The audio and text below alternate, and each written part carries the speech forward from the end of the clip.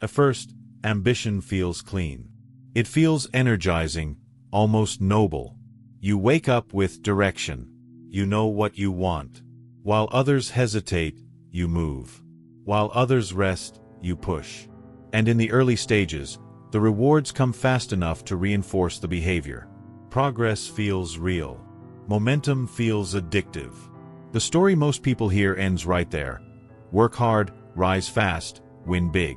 But there is a quieter pattern that begins to form underneath the surface, and most people don't notice it until they are already deep inside it. The hidden cost of ambition rarely appears as a dramatic crash. It emerges slowly, almost politely, in the background of an otherwise successful life. The first sign is usually subtle. The goals that once felt exciting start to feel strangely normal after you reach them. The satisfaction window gets shorter. The emotional high fades faster than it used to. At first, this just feels like maturity or adaptation. In reality, it is often the beginning of psychological recalibration, your brain quietly adjusting its reward baseline upward. Human motivation systems are built on contrast. Progress feels good when it stands out from the previous state. But highly ambitious people often compress their own contrast curve. They move the goalposts quickly, sometimes without realizing it. What once felt like a major win becomes the new minimum standard. And because the external progress is still visible, promotions, income growth, recognition, the internal shift often goes unnoticed. This is where the first real tension appears. From the outside, the trajectory looks positive. From the inside, the emotional return on effort begins to shrink. Many high performers respond to this moment in the only way that has worked for them before. They push harder. They assume the solution to reduced satisfaction is simply a bigger target. Sometimes this works temporarily, but it also accelerates the underlying mechanism. Unchecked ambition tends to create a feedback loop between identity and output. Over time, achievement stops being something you do and starts becoming something you feel required to maintain. The nervous system begins to treat stillness as risk.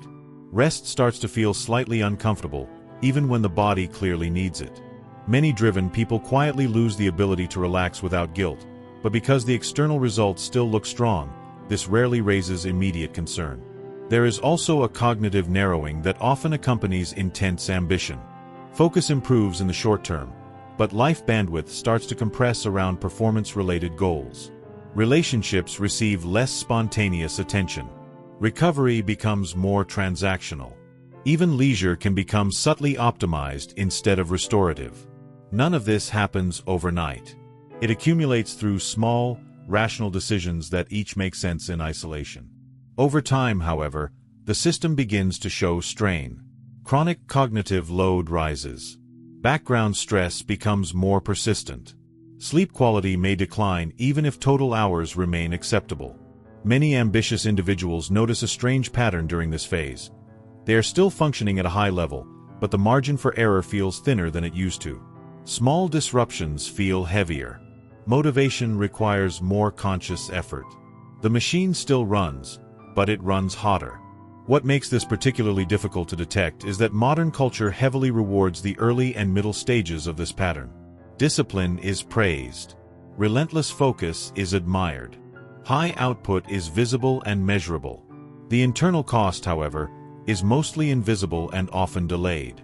By the time emotional fatigue becomes obvious, the behavioral patterns are already deeply reinforced.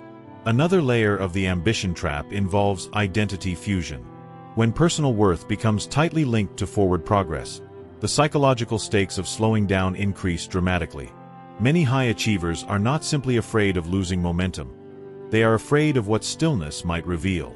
Without the constant motion of goals, deadlines, and measurable wins, unresolved questions about meaning and satisfaction sometimes begin to surface. This is why some of the most driven individuals experience a surprisingly flat emotional state immediately after major milestones. The external victory arrives, but the expected internal shift does not fully materialize. The brain, having adapted to constant pursuit, treats the new level as normal faster than expected.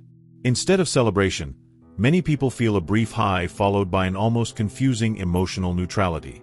Importantly, none of this means ambition itself is harmful. Ambition is one of the most powerful drivers of human progress and personal growth. The issue arises when ambition operates without awareness of its psychological trade-offs. Like any high-output system, it generates heat as well as momentum. Without intentional recovery and recalibration, the cost accumulates quietly in the background. The individuals who sustain both performance and well-being over long-time horizons tend to do something subtly different. They still pursue meaningful goals, but they maintain clearer boundaries between output and identity. They allow recovery to be real recovery, not just low-intensity productivity. They periodically reset their internal reward baseline instead of endlessly escalating targets. Most importantly, they remain aware that forward motion, while valuable, is not the only signal of a functioning life. If you have ever reached a goal and felt less satisfied than you expected, that is not a personal failure. It is often a predictable feature of the human motivation system interacting with sustained high ambition.